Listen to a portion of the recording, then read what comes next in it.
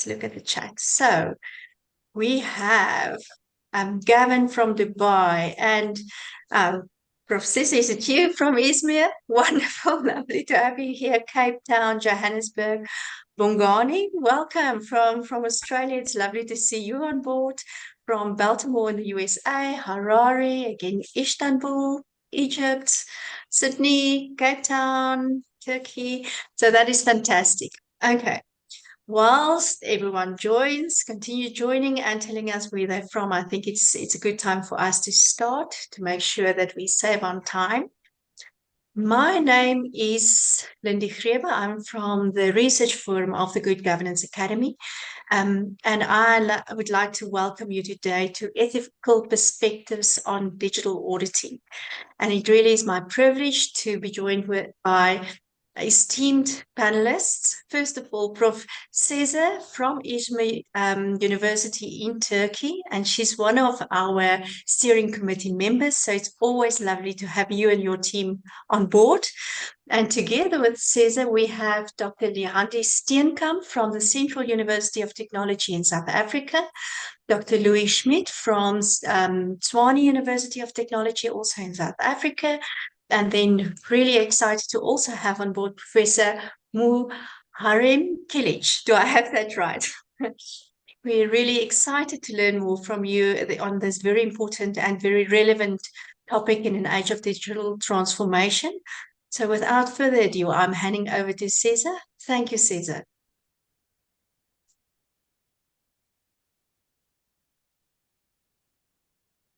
So, dear all distinguished guests and all our participants, everybody, and we would like to say welcome from GGA Research Platform. And for some period of time, after this digitalization process and the COVID period, we promote most of our works via webinars, live webinars. It's really exciting for all of us. And imagine how many countries are involved in this event. You are all welcome. And this webinar aims to evaluate digital auditing activities from an ethical perspective, which is quite critical in those days. And especially as a result of technological developments, auditing is becoming more and more digital. Accordingly, while revealing the effect of technology on the auditing field, it also opens up a discussion. It's a quite, a long discussion for the ethical challenges encountered in addition to its advantages. So there are some challenges, we know. So we will be discussing about the practical issues and academic approaches as well with our distinguished guest speakers. And we know that technology surrounds us in every aspect, and this is valid for every professional group, including auditing and all other industries. And in our webinar, the reasons for the digitalization of the auditing profession as a good profession and its development and the opportunities and threats it brings will be discussed together.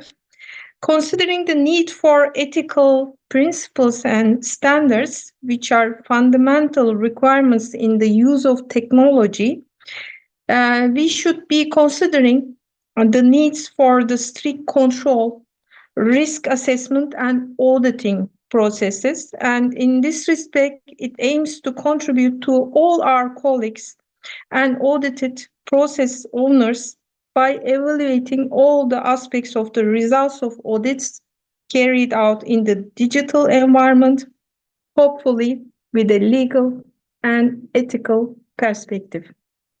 So I would like to start from Dr. Leandi and Louis, but before that, I would like to give you some more information about our research platform and what we are doing about the projects and publications. You can recognize the names Prof. Muharrem Kılıç and I recently published Algorithmic Discriminations and Ethical Perspective of Artificial Intelligence, which we usually give valuable information about the legal and ethical perspectives from the field. In addition, we have another project, CAPIA project, related to continuous auditing in the public sector. And as you see, it's quite new publication coming soon with the chapter 10 belonging to our esteemed guest speakers, ethical perspective of digital auditing in the public sector. So we are all working on this topic, focusing on the priorities and needs of our audit profession. You are all welcome. And now I would like to once again introduce Dr. Liandi Stinkamp, Central University of Technology, as a senior lecturer in accounting and auditing, and also former head of department. She started her career with the audit firm PwC and was later appointed as audit manager of the Office of the Auditor General of South Africa.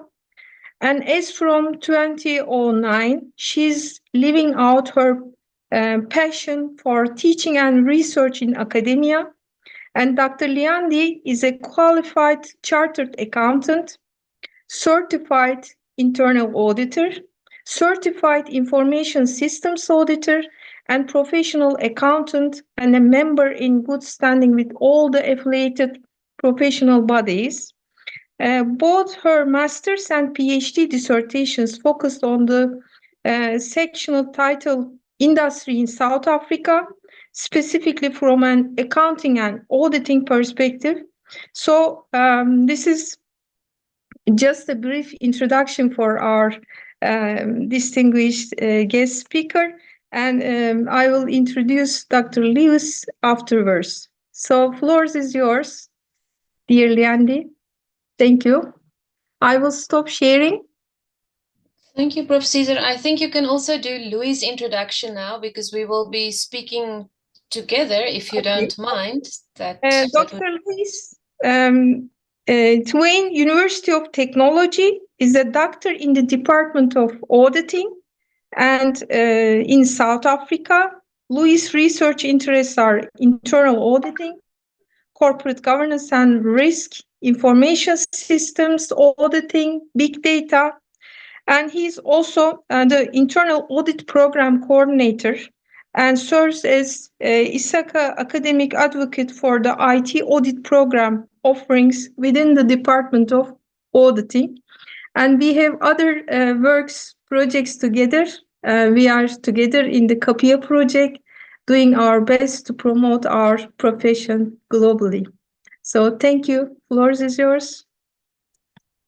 Thank you very much, Prof. Caesar, for that introduction. I will kindly share my slides.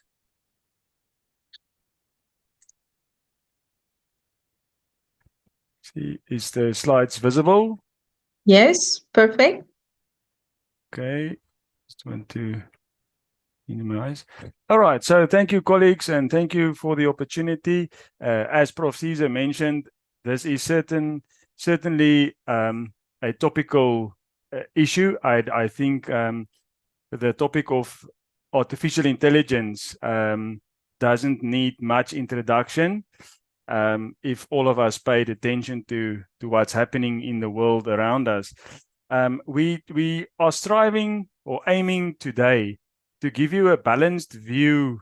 In this presentation, we only have a couple of minutes, but just to try and give you a broad overview, not just from a theoretical or a research perspective, but also later on our colleague, Prof. Caesar and Prof. Will provide a more practical perspective as well. So as Prof mentioned already, from a research perspective, we are busy on the works of auditing, and specifically we have we are in the final stages of production in publishing a new book called Continuous Auditing with AI in the Public Sector. Specifically, our focus, as we know, the modern internal audit function is under continued scrutiny and pressure. And to some extent, there are a lot of concerns that are raised in terms of AI and whether our work, not just internal audit, any line of work, there's a threat and a concern from a humanity perspective as to whether we will all be unemployed within the next year or two because our work is going to be taken over by a robot. More so for the internal audit function that has to continuously operate inside business environments. As you and I know, the modern day internal audit function are exposed to various challenges in an ever-evolving business risk landscape that is dominated by big data and technology. And there's continuous pressure on the internal audit function to keep on providing assurance to our very broad set of stakeholders. And in doing so, we need to upskill ourselves and we need to be open towards adopting tools and technologies such as AI. So what we will be... Dr. Luis, your presentation is just stuck in the first page. Just to remind you. Thank you. Thank you, Prof. It's just, yeah, that was just a brief intro. So what we will be covering, colleagues, we are going to look at just giving you a broad definition of ethics and ethical perspective, because in adopting AI as an internal audit function, we need to do so in a cautious manner, and we need to be aware of the challenges and opportunities that comes with the adoption thereof. So we will also look into some ethical violations, some ethical challenges. Then towards the end of our presentation, we'll briefly touch on certain ethical standards that are published that provides guidance for the internal audit function in the adoption and use of internal audit. And then lastly, we will just do a quick wrap up of some best practices and frameworks that have been developed. So on this note, I will then give over to my colleague, Dr. Steenkamp, which will cover the rest of the slides, and then I will do a closure again. Thank you very much. Hey, I trust that everybody can hear me. So before delving into the practical aspects of digital auditing in the public sector, we thought it would be crucial to first comprehend the underlying ethical philosophies and theories that shape our approach to this field. So ethical considerations always form the foundation upon which auditing practices are built, and it influences the decisions, actions, and outcomes of auditors.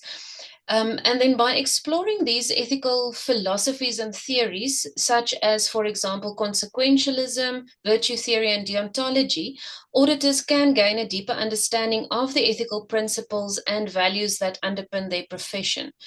So the three ethical theories that we consider to be quite relevant in this instance is the theory of consequentialism, virtue theory, and deontology. And they are especially relevant and appropriate due to their comprehensive coverage of ethical considerations and their applicability to real-world scenarios. Now, the theory of consequentialism is always, especially when you speak to students, it's probably one of the most easy to understand ethical theories. But consequentialism basically evaluates the morality of anybody's actions based on the potential outcomes thereof. So in digital auditing, where the ultimate goal is to then assure accountability, transparency, and efficiency in the public sector, applying consequentialism can provide a practical framework for assessing the impact of auditing practices on these outcomes. So auditors must consider the consequences of their actions and their decisions, such as the implications for transparency, for data privacy, and public trust. And the theory of consequentialism can guide auditors in prioritizing specific actions that lead to positive outcomes. So it's always thinking what the implication will be if you do something or if you make a decision. And also then not to just make decisions or choices that lead to positive outcomes, but to also minimize negative consequences. So it's a whole balancing act that you're busy with if you apply consequentialism theory. And then the effect will then be promoting ethical conduct in digital auditing. Then the other theory that's good to just stand back and think about is a theory that has been around for hundreds of years, since the time of the philosopher Aristotle, and it's what we call virtue theory. And that theory emphasizes the specific character traits and moral virtues of individuals involved in digital auditing processes. So it's much more of an inherent kind of theory, what is inside of the auditor, and especially in terms of traits and moral virtues. So in the context of the public sector, virtuous behavior among auditors then involves matters such as integrity, honesty, fairness, and respect, specifically when it comes to the rights of citizens. So when we practice digital auditing with virtue, it entails cultivating these specific ethical virtues and acting in accordance with them, even in the face of challenges or temptations. And then by prioritizing specifically virtuous conduct, auditors can contribute to the promotion of public trust and confidence in the integrity of government institutions. Then moving on to the third one is the theory of deontology, which was coined by Immanuel Kant also quite a number of years ago. But the objective of deontology is to then focus on inherent moral duties and principles that governs auditors' actions, irrespective of their consequences. So this theory takes a step back and takes a much more objective stance. And we oftentimes also see this specifically in the directive sections of codes of conduct. So it's quite objective. You can literally stand back and evaluate your actions based on objectives. So we know that auditors are obliged to uphold fundamental ethical norms, such as confidentiality, objectivity, and impartiality, regardless of external pressures or incentives. And deontological considerations also necessitates transparency in auditing processes, ensuring that our decisions are made in accordance with established rules and guidelines. So when we look at these three theories, they basically cover all ways of thinking about ethics in general. So considering the consequences of actions, also cultivating virtuous character traits, as well as adhering to moral duties and principles, can all have the effect that auditors can navigate various ethical challenges effectively and uphold the highest standards of integrity and professionalism in their practice. Louis, you can move on to the next slide for us. So once we have a grasp on the underlying theories and philosophies behind ethics, and it's always some good extra reading to do on the side, we can then move on to specific ethical violations. And it's been written about quite regularly over the last few years with the rise of artificial intelligence in general. So the first few violations that we will be speaking about is just some general background on AI as it applies to general technology. The first is bias, and bias poses a significant ethical challenge in digital auditing within the public sector. Auditors must always remain vigilant to avoid the influence of their personal biases or then organizational pressures that could distort their judgment or assessment of audit findings. So whether it's unconscious biases affecting data interpretation, or perhaps deliberate favoritism towards certain stakeholders, mitigating bias is essential for maintaining the integrity and impartiality of the auditing process. Privacy violations, the next one, represents a serious ethical concern in digital auditing, particularly concerning how we collect, store, and use sensitive personal information. And it's a hot topic nowadays, written about quite significantly. And auditors must always uphold strict confidentiality standards and comply with relevant privacy regulations to safeguard the rights of individuals' privacy. So to make it slightly more applicable, any unauthorized access, disclosure, or misuse of personal data can undermine trust in the auditing process and may have serious legal ramifications as well. A lack of transparency further undermines credibility and accountability of digital auditing in the public sector. So auditors must ensure transparency in their methodologies, in procedures, as well as audit findings to enable stakeholders to understand and evaluate the audit process effectively. And we'll speak about that a little bit later as well.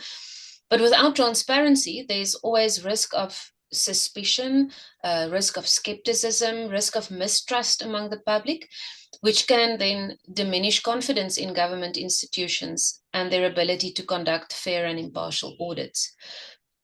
Malice, I think, is quite self-explanatory. So maintaining a strong ethical culture and implementing robust internal controls and fostering a zero-tolerance approach to malice by auditors are essential for preserving the integrity and credibility of the auditing profession.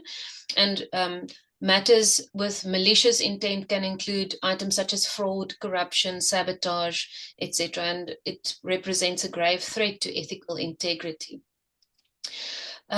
So yes, in summary, addressing these matters, which is bias, privacy violations, lack of transparency, and malice, requires a proactive commitment to ethical conduct. It also requires adherence to professional standards and vigilance against unethical behavior. And prioritizing ethical principles and values can assist auditors in upholding the trust and confidence of the public and contributing to the effective oversight and governance of government institutions. Louis, you can move on to the next one for us. So we are obviously coming from an academic perspective, and we always enjoy reading a little bit about history and where thinking comes from. So what we saw when we did the reading about ethics in AI and digital auditing was that research has been done about this for many years now, and the author James Rest in 1986 already came up with a framework of moral behavior, which is a comprehensive framework for understanding ethical decision-making processes. And it is still as applicable today in the technological environment as it was in 1986 when the framework was initially coined, and when it was more applicable to manual processes. So I'll just quickly discuss what Rest and his further research has said.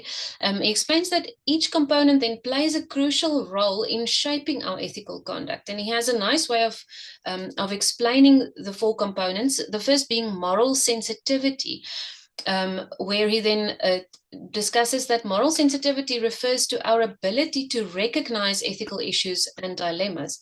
So it's being sensitive to what is going on around you. And then in digital auditing, and especially within the public sector, auditors must always demonstrate this moral sensitivity by being able to identify potential ethical challenges, such as the ones that we mentioned earlier. And being very finely tuned to these issues, auditors can effectively navigate complex ethical landscapes, which our colleagues will also talk about a little bit later. And being morally sensitive can also assist an auditor in making informed decisions that upholds ethical standards. And then they also talk about the concept of moral judgment. And that involves the process of evaluating different courses of action. So that links back to the theory of consequentialism. Being able to evaluate the different courses of actions, what their implications can be, but it's also based on ethical principles and values. And in the context of digital auditing, auditors must always exercise sound moral judgment when assessing the implications of what they're doing. Moral motivation for me is also a nice way of putting the whole concept of internal drive to act in accordance with ethical principles and values, linking in then with the deontology theory. And auditors involved in digital auditing specifically and within the public sector must be motivated by a commitment to integrity, honesty, and accountability. And without motivation, moral motivation specifically, we will not get anywhere, especially in the light of external pressures that auditors see nowadays. And moral character then links into the virtue theory section, where auditors with strong moral character will exhibit qualities such as honesty, fairness, and responsibility. And by cultivating our own moral character as auditors through continuous learning, through continuous reflection and ethical self-awareness, auditors can enhance their ethical decision-making abilities and contribute to a culture of integrity within the public sector. Louis, you can move on to the next one for us.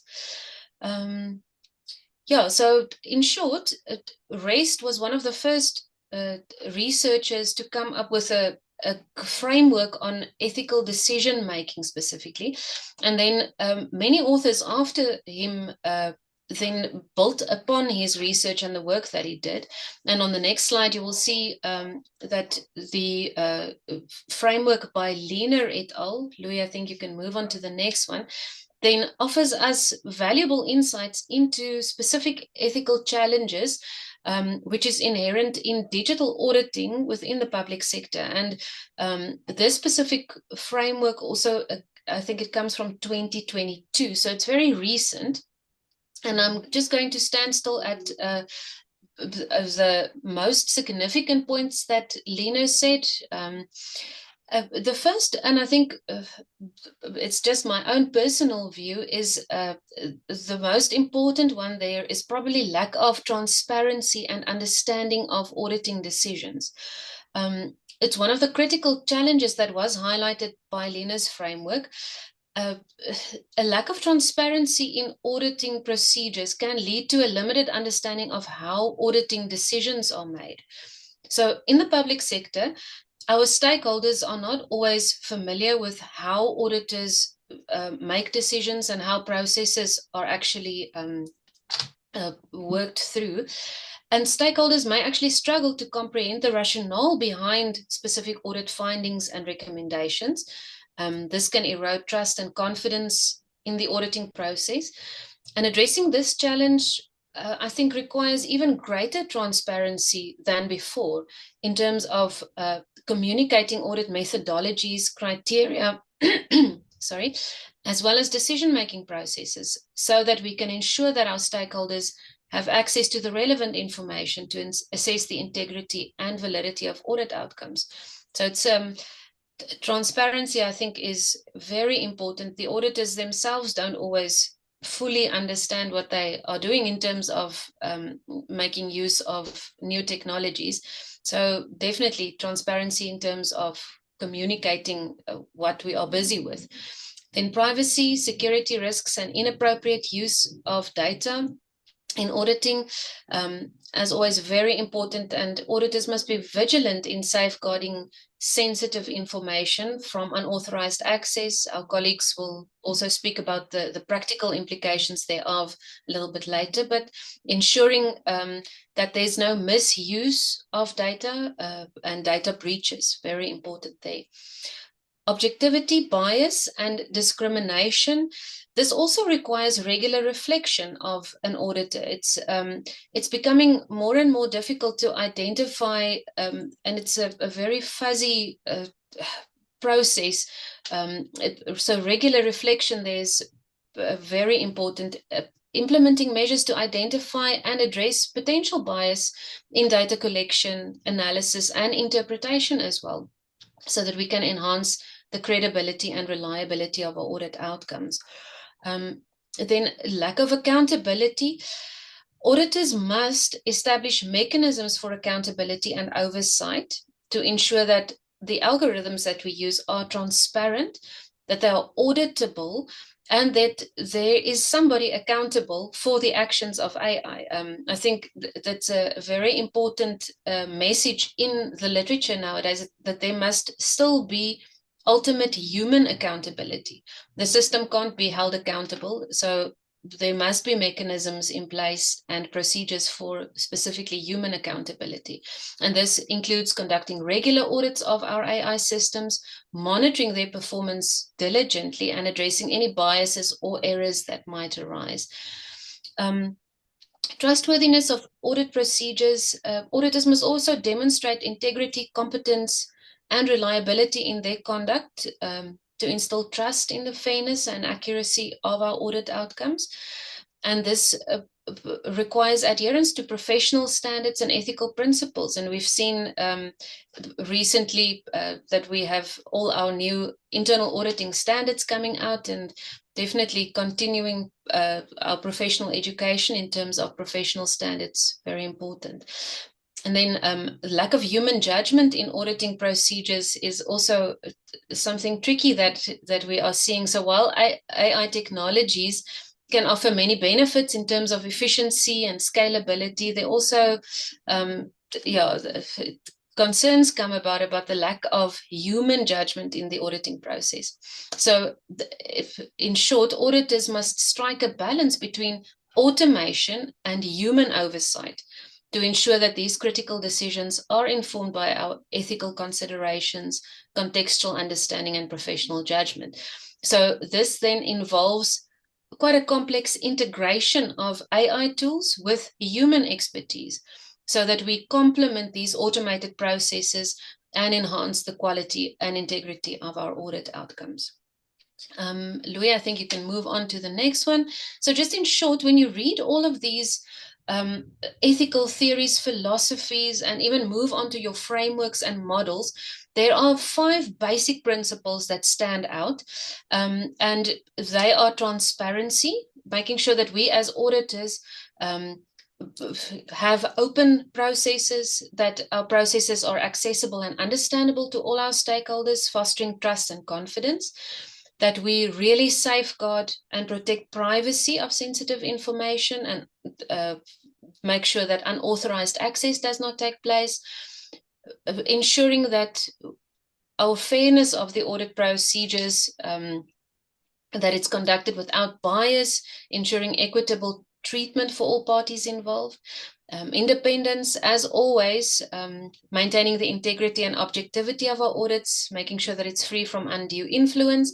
And then accountability, being accountable for what we do, for our actions and decisions, and promoting responsible conduct and ensuring that our audit processes serve the public trust. And by upholding this, promotion of good governance and accountability will hopefully be the end result of that. So thank you. Louis will then be taking over the rest of our presentation.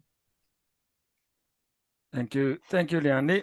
So, colleagues, with all of that being said, I think we are all privileged to be part of a global profession, whether it be specialization within internal audit or IT audit, with our 2 global professional bodies, namely the IIA, the Institute of Internal Auditors, and ISACA. There are various best practices frameworks that have been published with one key objective, and that is to foster and to focus on when it comes to the use of artificial intelligence and the adoption thereof, specifically into the internal audit methodology, it's about uniformity.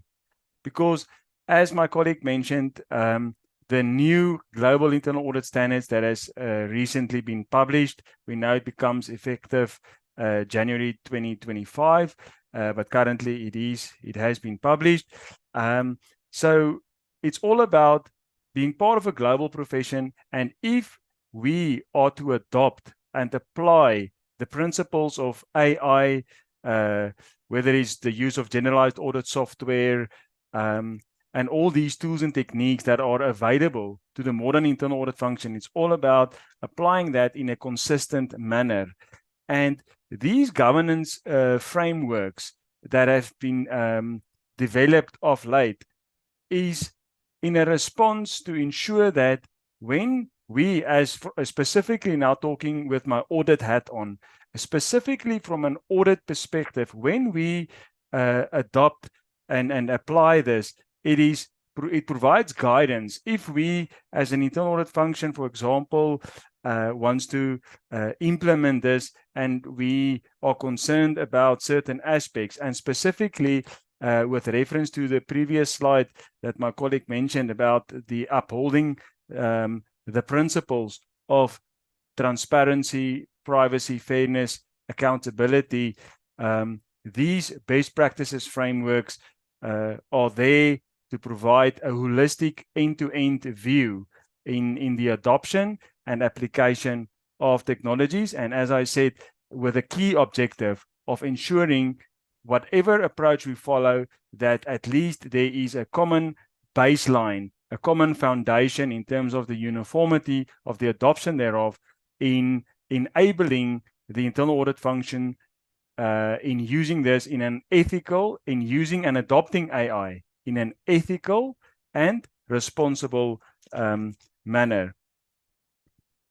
Then, colleagues, to just land off the discussion, I think for all of us, I think we realize the reality that we are currently faced with is AI. Although there's a lot of opportunities that comes with it, yes, there is also a lot of risks or concerns or challenges that are also associated with the use of AI. That does not mean AI is gonna go away. In my personal opinion, I believe AI is here to stay. It is for us as internal auditors, IT auditors, in our capacity to adopt and to be creative in the adoption of these tools and technologies that are out there. Because I think the one thing that there are a lot of things that we are not certain about, but the one thing that we are certain about is the fact that the day and age that we are living in is dominated by an ever-evolving change.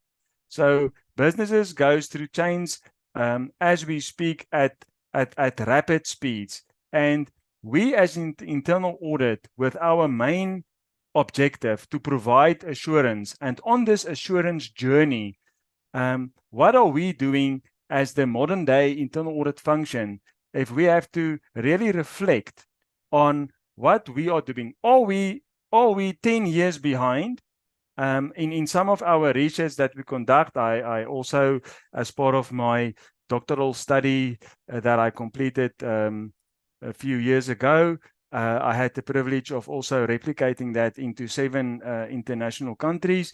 And what we are seeing is that even with the adoption of generalized audit software, such as ACL, IDEA, whatever audit software package you use, is some internal audit functions, whether it's in developed countries or underdeveloped countries, developing countries, they still lack behind in terms of their level of maturity in the adoption of technology.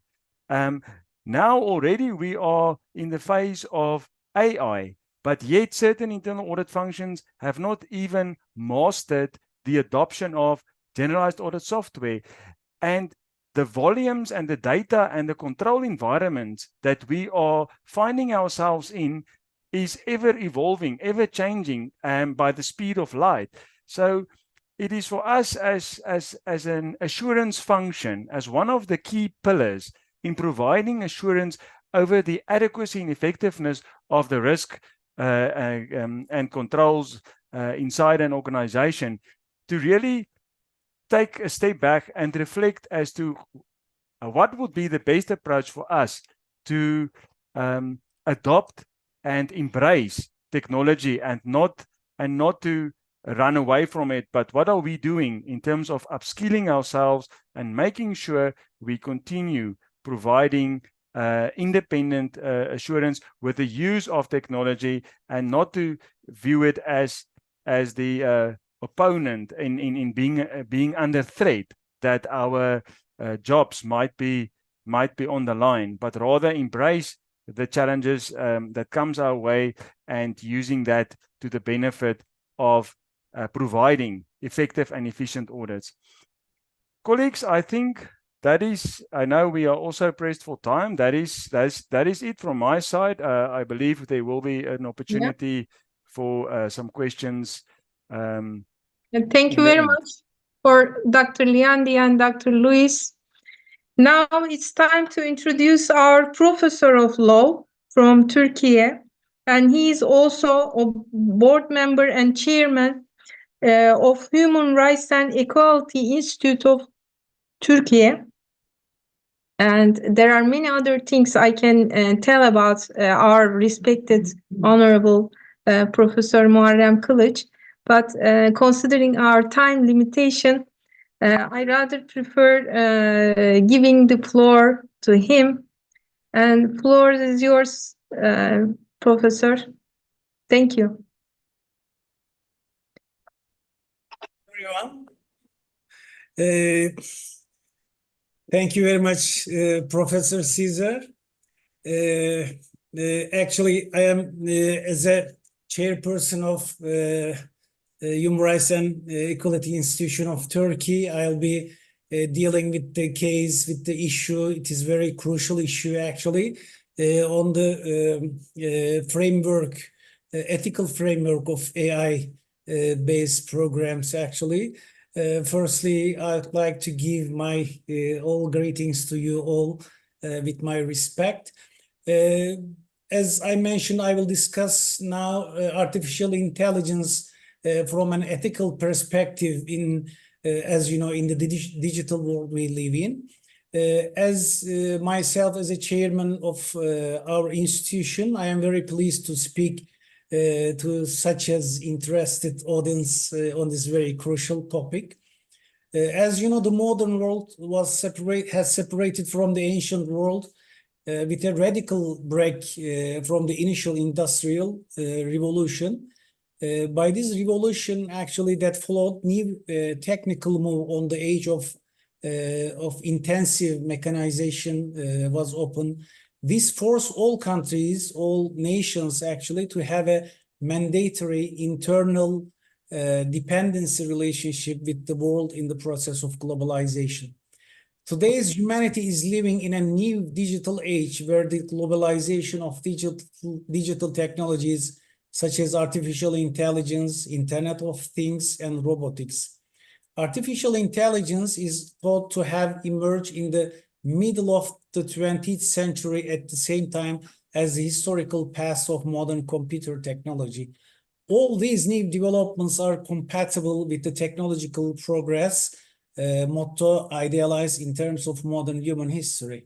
But at the same time, this situation has the potential to lead humanity into a deep crisis, especially based on ethical values.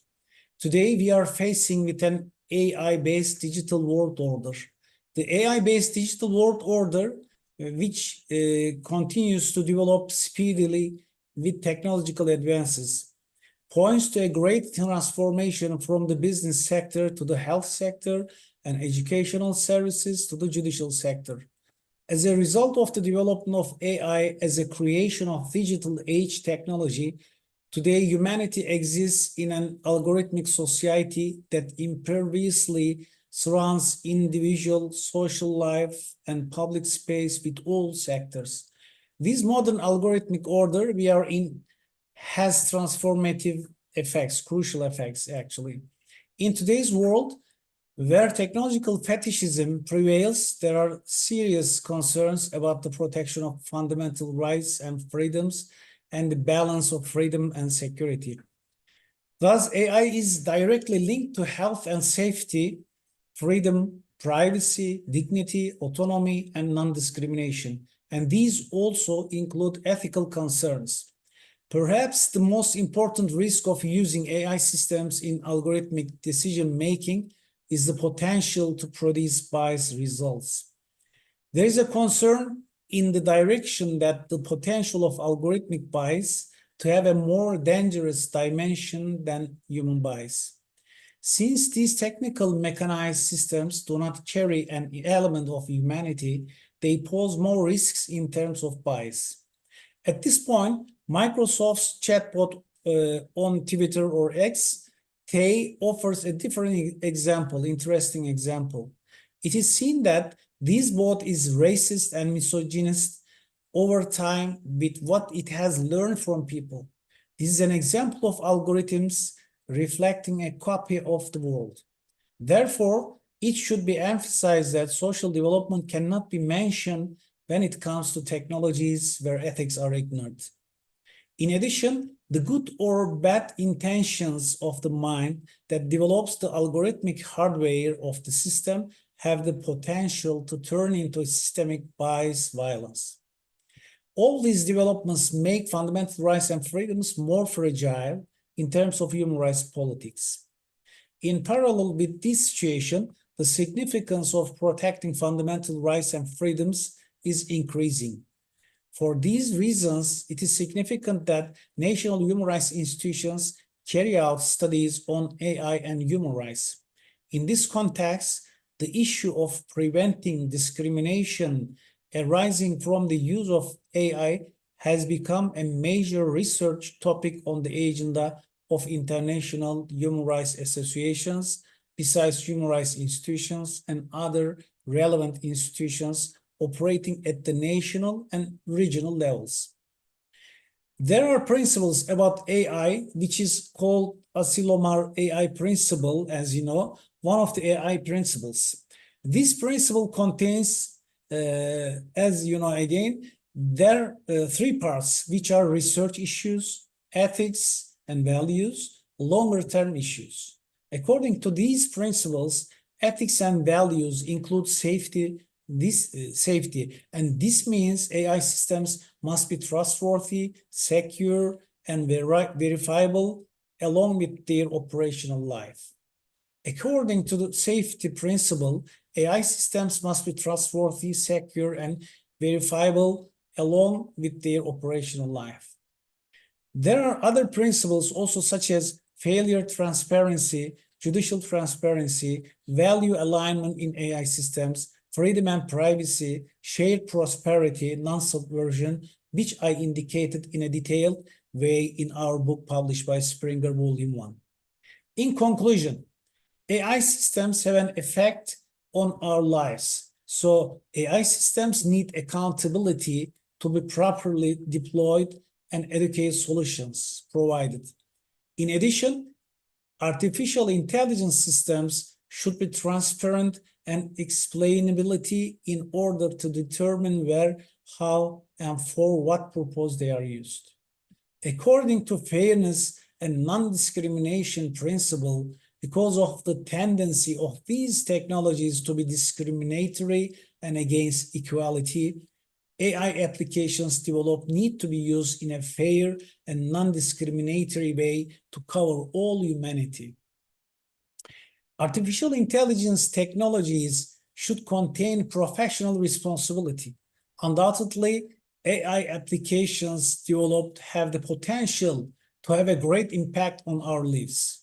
Therefore, people who develop and implement this technology should have a responsibility from planning long-term results to sharing them with relevant people.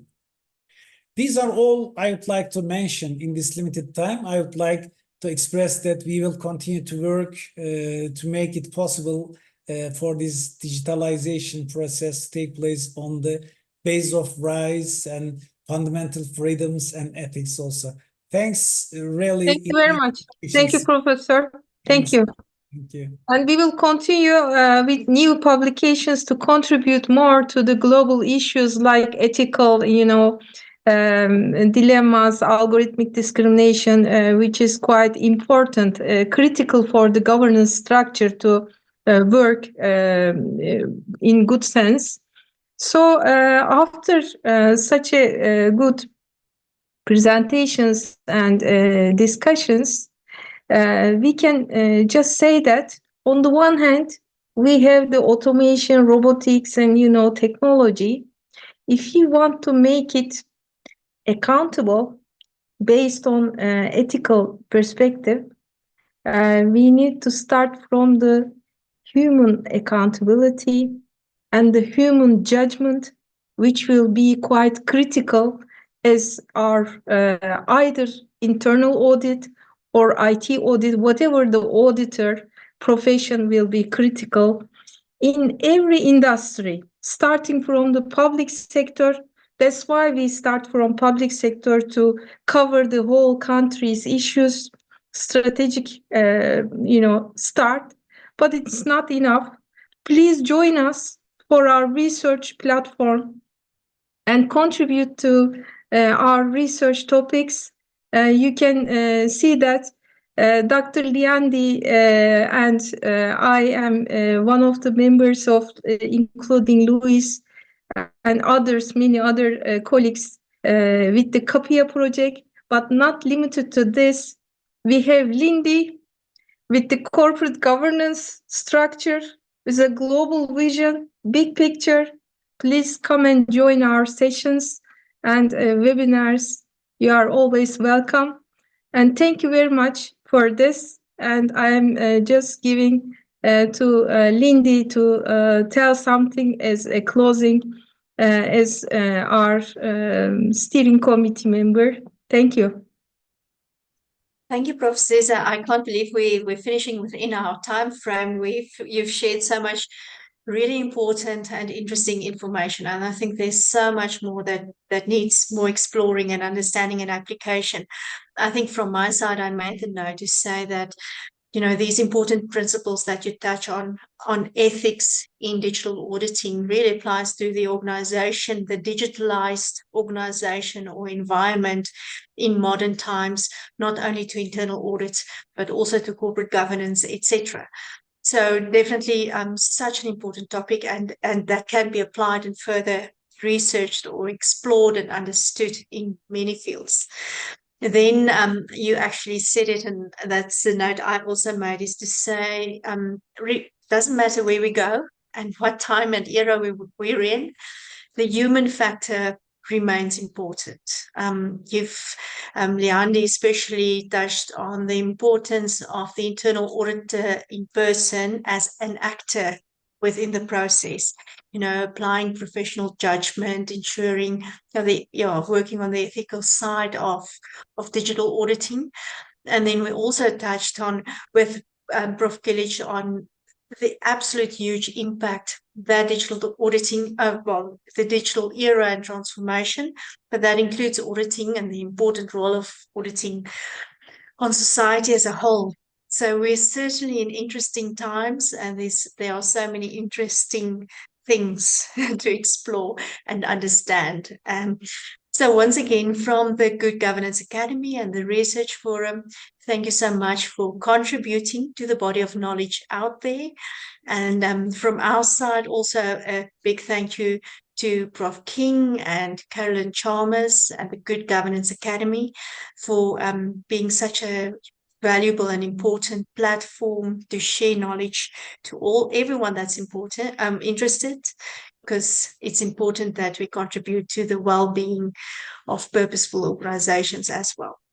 So from my side and to our presenters, thank you for your time, and see you on the next webinar. Thanks.